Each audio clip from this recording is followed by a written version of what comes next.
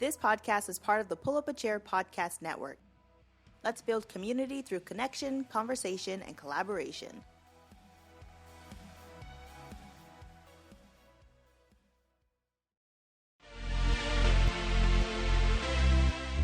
This podcast is sponsored by Ep13 Consulting, editing with a purpose. Check them out at ep13consulting.com for a free consultation.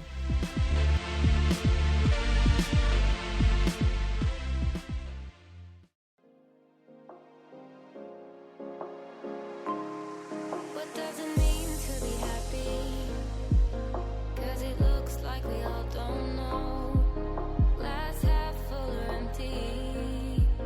Man, we just putting on a show. Hi, I'm Jake. And I'm V, And you're listening to the It's Working podcast. where we take deep dives into mental health, breaking stigmas, and starting conversations.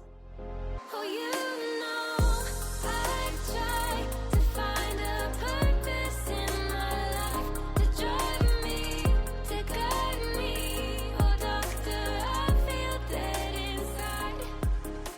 We are not healthcare professionals, and our opinions should not be taken as facts or as medical advice. To see any sources, resources, or study we speak about in this podcast, please check out our website, linked in the description of this podcast. If you or a loved one is struggling, there is hope and there is help. Some helpful resources can be found on our website, linked in the description of this podcast. It's Working Podcast is a production from the Pull Up a Chair Foundation. All opinions in this podcast belong to our hosts and do not necessarily reflect the views of the Pull Up a Chair Foundation.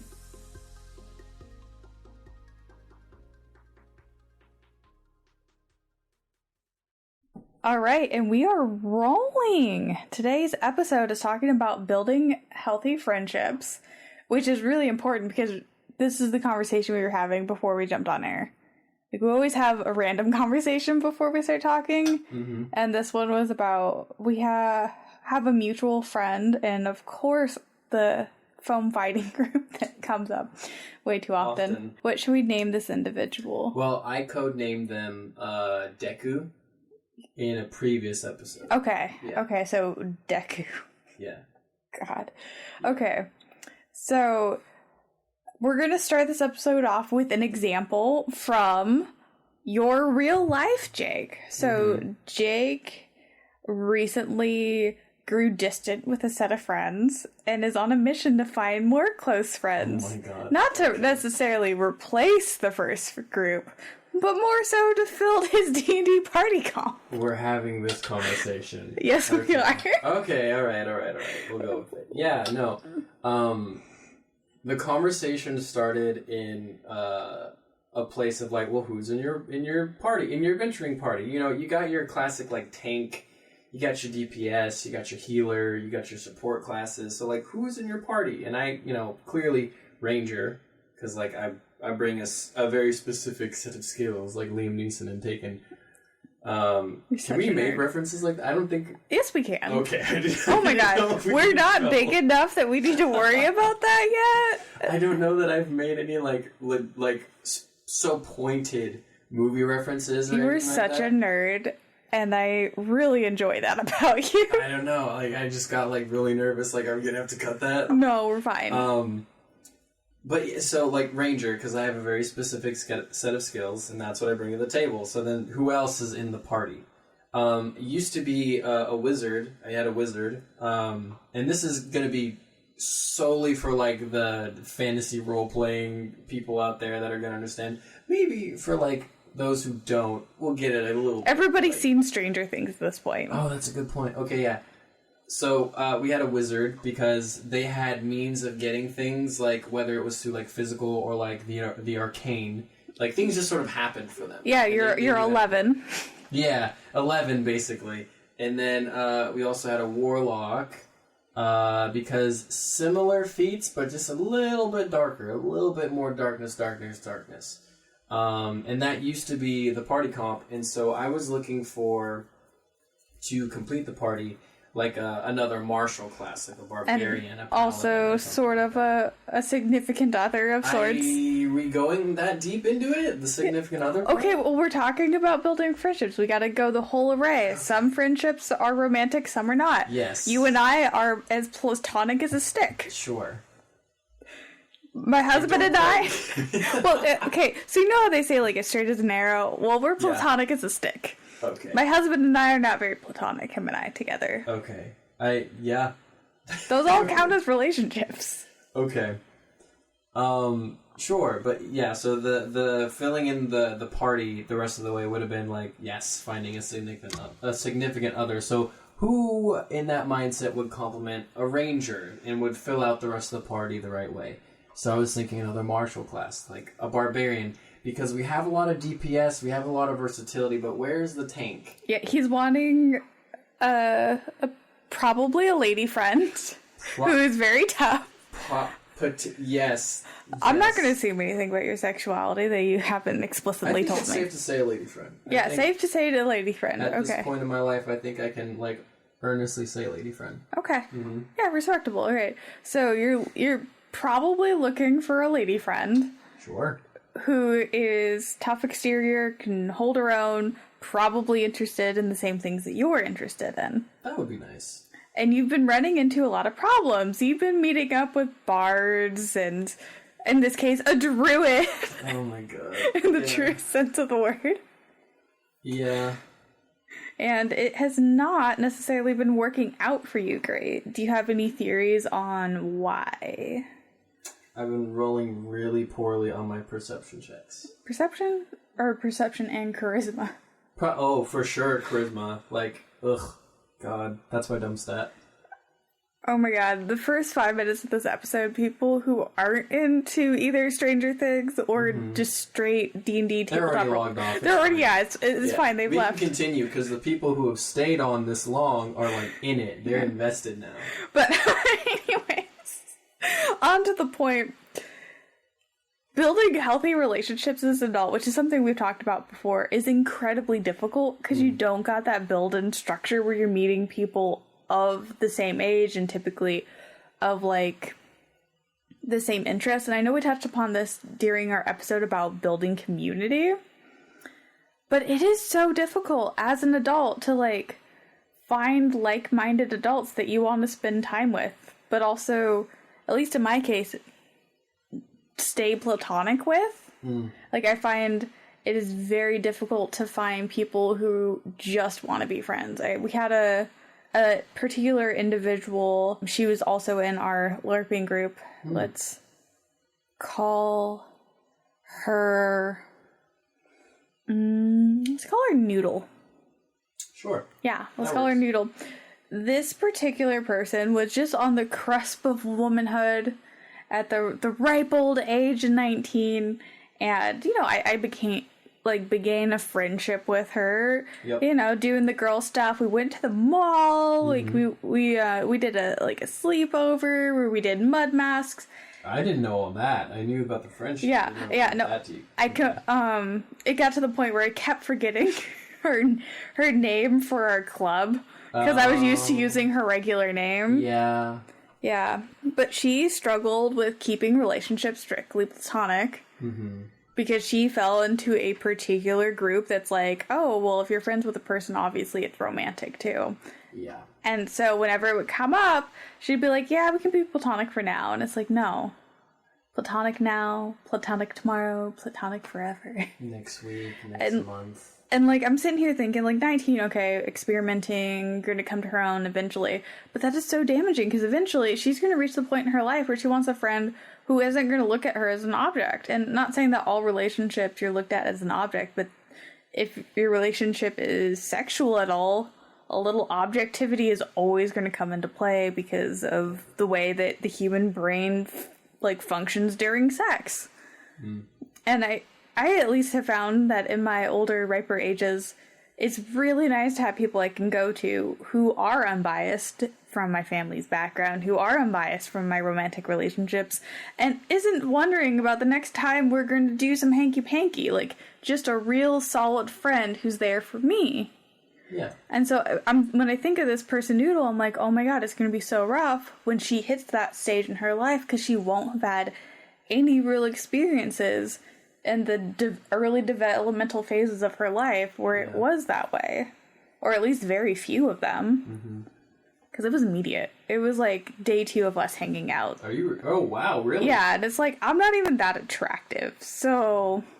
No, what okay, do you do? that tracks because I was told on day 2, like, no chance. From Real? Noodle. Yeah. Yeah. Yeah. And I was like, bummer. Oh, shoot! Yeah, dang. Oh, well, I guess we could just be friends since I'm clearly, Yeah. I had the opposite problem. You're the No, opposite. not truly opposite, because also, like, Noodle is great, but, like, I was, A lot younger and less mature than you. Yes. That would be, I would say, emotionally predatory. Oh, for sure. Yeah. No. But I hear what you're saying. Noodle is going to be, like, a lot further along where, like, the rest of the world figures out what friends look like, and they're going to have to do that work, like, later on in life and, like, figure out, like, what does a friend look like if they're not trying to get something from me? Yeah, it's gonna be rough. And I know a lot of people, like, oh, this is what friendship was like in high school, so I'll hold on to that, but adult friendships are not and should not look like high school friendships. Yeah. Because I feel like a big part of, at least in the US, the high school experience is you're put together with these people who the only thing you have in common is that you're about the same age and of similar education level, and you're held captive. And you're being held captive. Mm-hmm. And so it's kind of like trauma bonding. Oh my god, this is like Stockholm syndrome. Okay, yes. You're just like... You're forced, but like as an adult, if you don't like somebody, you don't have to talk to them anymore. That's so true. And so, like, if you get into a fight with an adult friend, how do you fix that? And I think that comes, again, with, like, a lot of maturity, a lot of self-reflection. I know I annoy you to no end, and we've gotten to little tizits where we squawk at each other. Yeah. Like hens. Yeah. It's funny that you bring that up, too, because I was just talking to a friend at work. We'll call her Starlight. And she was telling me about a problem she was having with another friend. Like, they had gotten to a bit of, like, a verbal altercation. It started as a miscommunication, and then neither of them sort of, like, built on that or, like, expanded on that. They just sort of, like, let the hurt feelings, like, linger. And then rather than talk about it, they both went days without talking. Yeah. They went radio silent for both of them. Like, they were in the same room when this miscommunication happened. They let it sit, and then when they parted ways, neither of them decided to, like, address it, let it, bring it to a close. Like, and Starlight was telling me about this earlier today, and I was like, that's an issue. Yeah, like, you should talk to your friend. This is someone that you call a friend. Like, you shouldn't be content, like, letting that sit, especially if, like, you have an inkling of what they meant. You should get clarity on that, and you should talk about it rather than just, like, assume that you're wrong and they actually did mean it maliciously. Like, you should talk about that. You should give your friend that opportunity to explain themselves too. And she did. Like, toward the end of the day, like, I got a report back saying, like, oh, reached out, it's actually, like, cool, we're talking again. It's like, cool. See how easy that was? Because all it took was literally Starlight just, like, texted her while we were on the clock. Like, hey, how are you? See, and that, like, perfectly segues into talking about how to actually build a healthy friendship. Like you're just saying, number one is communication. Clear and open communication. And that is a lot harder to do sometimes. Like, I guess the example from our relationship is I love self-deprecating humor. And I don't care who hears me being awful. And you'll squawk at me about it. I will squawk at you. Regardless of who's around. And so other people will get, like, we'll say something and it's like, you're in my relationship, we're kind of clear on it. Like, I'm going to make these jokes. I'm not super serious about it. But when other people get involved, I get snappy and I get rude about it. And then when I get snappy and rude, I get stubborn, and then you get stubborn. And it just makes it worse. What it would be is I'd say something snarky, you say something snarky, and most of the time we just move on from there. We do, yeah. But that is You your... still owe me a coloring page, by the way. I do owe you a coloring page. Thank you for reminding me. Yeah. It's part of the thing that you just like self-incriminated was you were talking on Monday and you had said something self-deprecating. It was a little bit heavier than like a joke as well. Like it felt like it was coming from a really sincere place too. I was having a rough day. Yeah, I could tell. See, and because we're good friends, you know the difference between when I'm having a moment or when I'm making, admittedly, a bad joke. Yeah. And it was in that moment I picked up on no, I'm actually meaning what I'm saying right now. This is not humor. I feel this way. So I attempted to call you out and be like, hey, none of that. You're remarkable. Own it. And then I think other people started like, yeah, I know you're great. And then you doubled down like, no. I was so like, all of you could just F off. Yeah. You don't know me. Yeah. Like, only 2 people in this room know me. Uh-huh. Which, someone had a great idea to just do, like, coloring pages, but, like, it used to be laps for when you would self-deprecate, but that doesn't fix the problem, because then it's like, I'm gonna get fit, and I'm gonna still make these jokes. Oh my god, that was so funny. So then the punishment I came up with previously, and it seemed to work for a long time, was for every time that you made a self-deprecating joke, someone else had to, like, give you a pickup.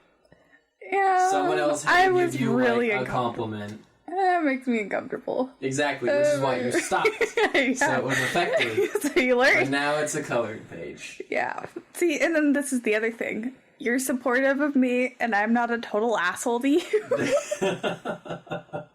it's in my one. That's true. Yeah. Okay. Yeah. I think that's great, though. Maybe I should be nicer to you. That's what I'm realizing today. You are fairly nice to me. You're nicer than most people in my life are to me. Aw. Yeah.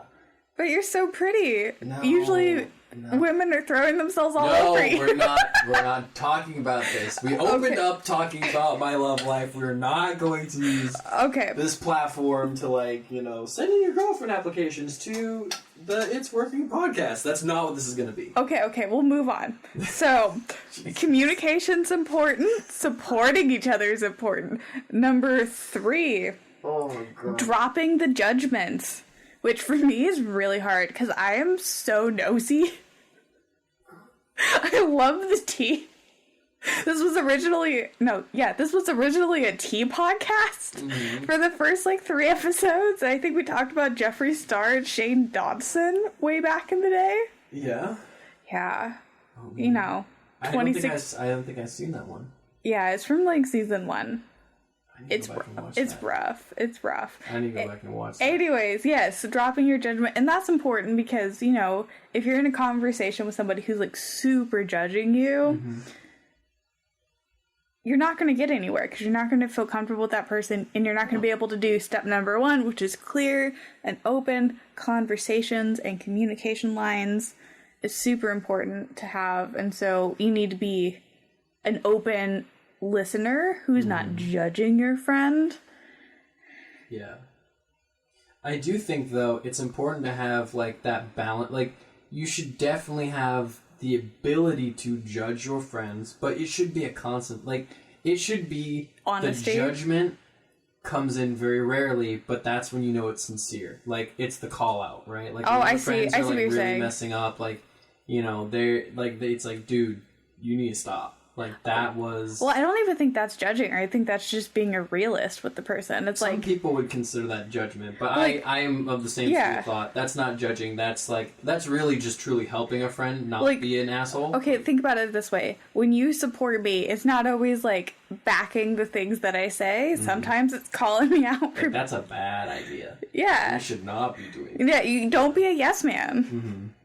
Be honest with your friends. And then the last one I really wanted to talk about, number 5, and I think the most important one that's going to link back to our example in the beginning of this episode is respecting your friends' boundaries. You see why I set this episode up this way, right? Oh, that's amazing. I had this planned out. Sometimes I was not in on that bit. We just cold opened and you were like, tell us about all the tea. That's phenomenal. Okay.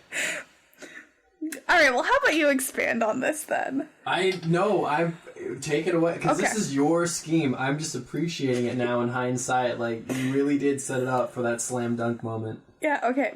So respecting your friends' boundaries is, I would argue, as important as open and clear communication, because boundaries are important, and that can look like, hey, don't hug me without my permission because I'm a person that don't like hugs. Yeah. Or that could be something like, hey, when I'm really upset and I'm crying, don't point out what I did wrong, wait until I'm calm. It could be something more arbitrary, like, don't get mad at me when I don't text you back immediately. That's such a good one. Or something more along the lines of, don't ignore me for weeks on end and give me BS examples of why you aren't doing your normal things. And I know that pointing back to that duo of friends that you had that, you know, we cold opened with at the start of the episode, there was a lot of, like, boundary skipping and ignoring. I'm not saying that that friendship that you had with them is gone, but, like, it's definitely been hampered by your recent owning of yourself and your own space, because you were not very much a boundary maker when we first met. No, not really. But since then, you've been making a lot of boundaries, and I'm very proud of you for that. Thank you. Yeah, that part wasn't easy. Really had to take, like, a hard look in the mirror and ask myself, what am I willing to put up with? What are the hills that I'm willing to die on for friendship? And those questions sort of created, like, the clarity of, like, well, certainly not this, so if I see this, then that's a red flag, and if I see this, then I should be cautious, and just sort of, like, creating those perimeters at first, not really building the fences, but at least establishing. Yeah, you like, were working on your way there. Yeah. The walls hadn't gone up yet. It was more like I'm drawing a chalk line here, and we're going to test it. Oh, no, okay, their fence needs to go up here. That's what that means. And then they climb over the fence. They climb over the fence, so then now it's like, okay, maybe we put barbed wire up top, and then they put clothes over the top, and they climb over anyways. It's like, okay, well, that didn't work clearly. So perhaps a stone wall now with, like, moat and alligator and trebuchet, like, I don't know, like, we just really fortified.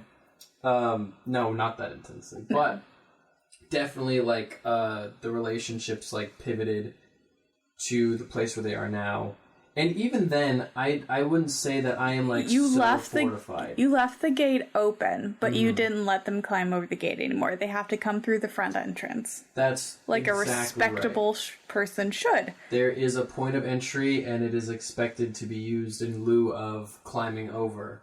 Yes. That's exactly. And then I've seen, as we, kind of not jokingly talked about your love life since then, you've gone into relationships by making boundaries. You're blushing so hard right now. I'm bright red right now. Here, how about I give an example first? Sure. All right. One really big thing for me in any and all relationships mostly is the understanding that I am very uncomfortable in large social settings. Social butterfly that I am not, do not do well in huge social gatherings. I get awkward, I kind of freeze up, I get extra quiet, and I'm already pretty awkward to begin with. So, like, adding more awkwardness on top of it, not the most helpful thing in the world. Oh, no. And so, with friends that I go out with, there's always the understanding of, if you're taking me somewhere crowded, do not expect me to be social. If you're fine with me being a wallflower, that's fine, because I can people watch all day. If you're wanting me to be loud and expressive and unabashedly... No, I'm not a bard. I'm a druid. Yeah. I like my plants. I'm gonna stay over here with my plants. Yeah, I just propagated ginger, and it's a beautiful thing. Yeah. From a grocery store ginger sprout. That's why I'm glad I'm, like, a ranger, because I have the ability to, like, talk to people. Not always, but it's typically, like, a pointed conversation. Like, Says the man who can give up a sermon about his religious... my religionist? Your religious. Yeah. Okay, that was a time. Now it's like I try and keep conversation like pointed, or I can wander a little bit because I'm a bit of a wanderer. But typically, if I engage in conversation with someone, it's going to be targeted, specific. Except with friends. Friends I'll wander with. Yeah, I get that. Yeah, so big boundary for me is don't bring me into large social settings, and if you do, don't expect me to be unabashedly loud. Don't expect me to be super social with people I don't know. Be okay with me being quiet. And there's been quite a few times I've been invited to this or that, and there's like 20-something people, and I find myself a nice little corner, and I get myself all comfortable, and the friend's like, yo, what the hell? Socialize. And I'm like, no. I did not agree to this. This is not what I want. Or like hugging. Oh my gosh, I hate hugging people. When I hug somebody, it's for like, it's an important thing for me. It's like, in this moment, I am sharing my body with you. Don't hug me hello and goodbye. Like, I'm sorry, but that's not a moment where we need to connect on that level. You know what? Okay, that makes sense now, because every time that you've ever offered me a hug has been in a moment of crisis or something. Yes, it is me offering myself to you as a friend. Like, a hug is a big deal to me. Yes. In a way that when I was a teenager, kissing wasn't, and it probably should have been. Oh, man. But yeah, like, a hug is a really intimate act for me. And I've had friends who like to say hello and goodbye with a hug, and I'm like, dude, I smell your BO. I don't want this. Oh, goodness. That's not great. Or you have a lot of hair, and I'm really short, and there's a lot of people where I hug them, I'm at an awkward length in their body with my face. And it's just, like, hugs are not my thing. And when I do hug, it should be, like, a bigger deal. Like, I don't want to hug hello and goodbye. Yeah. And I know that bothers people, but it's one of my boundaries. And I'm not rude about it when somebody offers me a hug and I'm like, ugh. Typically I'll do the like awkward like the side hug. Yeah. I did that the other day with Little Star. Yeah. Yeah, I got a weird look from it, but it's like, I'm sorry. Well, she's become a hugger. We all went to Pride together on Sunday, and as we were saying goodbye, like she was saying goodbye, and then I was like, hey, see you around, kiddo, and then like just went straight in, and I was like, oh, okay, oh, all right, and then we were hugging, and I was like, okay, cool. That's my worst nightmare. Yeah. Somebody hugging on and I'm not expecting it. It's like, huh. I'll have the bad kind of shivers. So here's the thing. I think with Little Star, because that was not always the case, I think that she is similar to you, where it's like hugs are a big deal. And the fact that she is offering a hug is her way of saying, like, I consider you like family. I can see that. So I think, and that's not to make you feel bad about like not accepting Little Star's hug. I mean, I did. It was side hug. It wasn't a full embrace. Also, the height difference. That's true. Her face would be somewhere uncomfortable. That's true. For me. Little Star is Little Star for a reason. And my body's... I don't know how you men deal with it. Especially you tall men. Hugs was, like, you got, like, we talked about in a way earlier episode, when you're hugging somebody smaller than you gotta get down on their level. Yeah. I just, like, pick up the people, like, by, like, the arms and, like, bring them in. Aww. I just, like, lift, like, a forklift, like, and then, like, you're at level with me now, and I bring you in. Forklift hug, I love that. Oh my gosh, my mother-in-law's a hugger, though. I had to learn and adapt. Alright, so we know a couple of mine. Sure. Large gatherings. Yeah. The expectation to socialize. Yeah. And hugs. I sound like a hermit, but that's fine. I'm a druid. That's fine, yeah. Sure, yeah. So now with the examples given place, I felt like we were going somewhere different with that. So I'm not gonna. Okay. Again, I'm not gonna like ask you too many questions about your sexuality that you don't preliminarily give me. Okay. That's fine. We're not that kind of podcast. I appreciate that. That's fine. I love you. I don't love you like that. Perfectly acceptable. But now that I understand the assignment, like, I don't mind. I thought you were asking for, like, specific examples, and I was like, I don't know about this. No, so one of my boundaries is, like, respecting my no. Like when I say no, I mean no, because you're not a maybe no. You're a no. It's like a hard set no. Like when I get to the point, because I will respond with maybe until like the very, very end.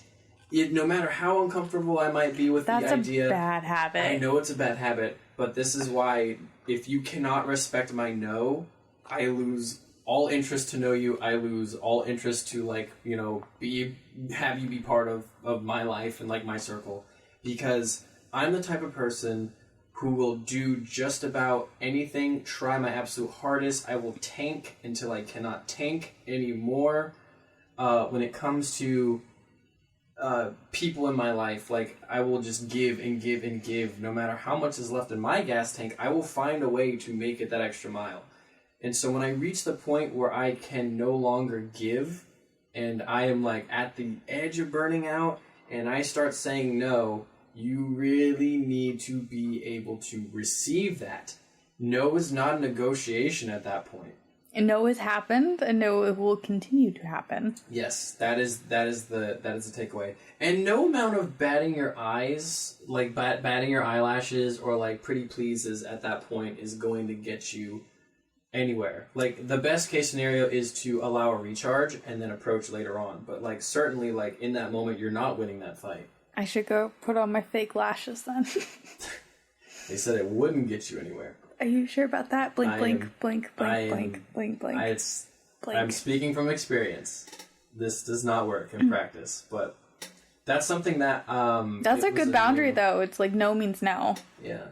That was a newer boundary, because beforehand I just was full of like youthful energy, and I would just okay. Oh my god, you're still youth. You're so young. Listen, I was an Energizer bunny. I could just like work so much. I had 3 jobs at one point. All of them were like darn near full-time hours. I only got paid for one. And I still gave and get. We talked about it. Yeah, we did. It was the religious trauma episode. Yeah. So, like, I mean, that point in my life, I don't know how the heck I was still kicking, like, and able to, like, get sleep at that point, because I had some late days. But now I've kind of, like, winded, like, still lots of energy, but, like, I've begun the process of winding down. I have less energy. And so I'm less giving with my energy now, because I've got a lot going on. So yeah, my no's are super important. Another one, I'm trying to think, because that was really like the biggest revelation in this new season of like, yeah, no, when I'm at my limit needs to be understood. Also, I think it's just like the guarding of what is sacred in my life, because that was another one. There was a point where I just wanted to share like everything that I hold dear with people. Like if I liked you, I wanted you to be part of my favorite things, like just instantly. Like if we clicked, like, oh, join all of the things that I'm part of. And now I'm finding like that is not a very safe practice, because if you don't truly understand someone, if you don't truly know their you gotta heart, vet their intention, them. Yeah, you gotta put them through a process. And I don't know why I didn't understand that, because we literally have that process in our group of 4 weeks of like intense observation before you're allowed into the group. So like I should have adapted that process long before if I was following the metric that the group does. But that was one learned from trial and error.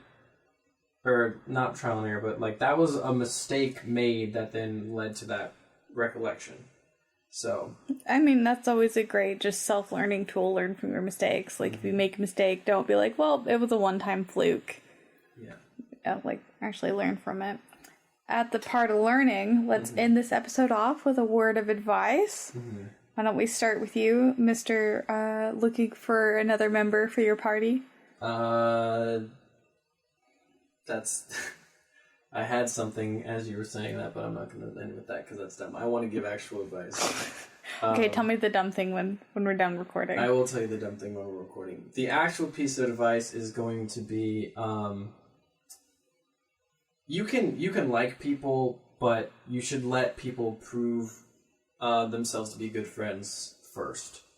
I say that to say, like, have like a proving ground. Like, know what you want to see in your friends before you like let them in all the way. You can trust them a little bit, but before they become part of your adventuring party, you should know that they have your back and they're willing to like, you know, have oh, wait a minute, that's the same thing twice. Never mind. I was gonna say you should know that they have your back, and then you should also know that they have your back. Yeah, you guys should have each other's back. Yes, that's what I was gonna say. That's the thing. All right. And my parting advice is that you don't have to be friends with somebody forever. Just because you were good friends for a certain chunk of your life doesn't mean that they're not going to change and that the friendship is no longer a healthy thing. You shouldn't feel trapped in a friendship that you no longer feel is safe or healthy or good for you. And it doesn't have to be a huge big breakup either. It can just be like slowly drifting apart, and that isn't a failure on you. That isn't a failure on your friend. Sometimes life happens, and that's okay. All right, guys, we'll see you next week. Bye. See ya. All right, tell me what the thing was. All right, the dumb thing was, yo, if you like plants, you like praying on Sundays and fucking shit up on the other days, hit me up. That was gonna be the dumb thing. That's gonna be the ending of the episode now. No! Join the conversation. Find us on social media at It's Working Podcast or link below. Thanks for listening, and we hope you join us next week. Be kind to yourself and to others. What does it mean to be happy? 'Cause it looks like we all don't know. Glass half full or empty. Man, we just putting on a show. Oh, you know, I try to find a purpose in my life to drive me, to guide me. Oh, doctor, I feel dead inside.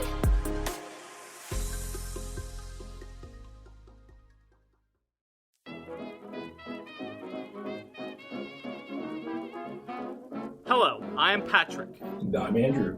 And I'm Christian. And I'm Allie. and we are Rad Theater, a podcast where a bunch of friends play role-playing games and share a single brain cell, and the GM doesn't always have it. Oh, and it's theater spelled the correct way, Theatre.